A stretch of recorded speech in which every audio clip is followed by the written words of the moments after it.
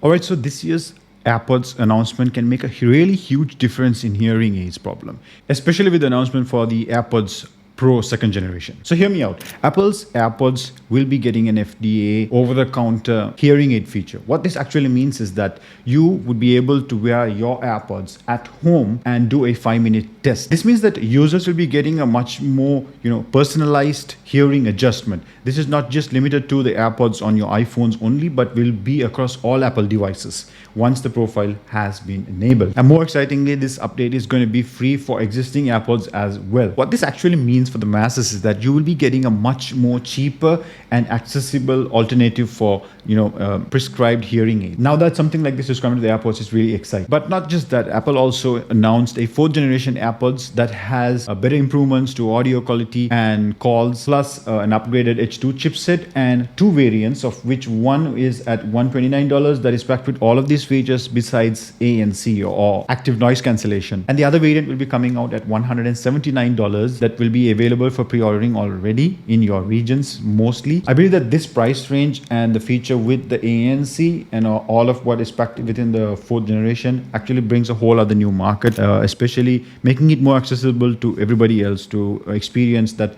pro kind of level music, but maybe not everything. Because I have tried my AirPods along with my Samsung S24 Ultra, and the experience has not even been a little bit closer to how I experienced it with an iPhone and also on Apple Music. If you want to get the best out of your AirPods, especially in terms of sound quality or music quality, you have to have Apple Music and an Apple device, or at least an iPhone. Otherwise, it's just another true wireless earbud. This is just hanging around.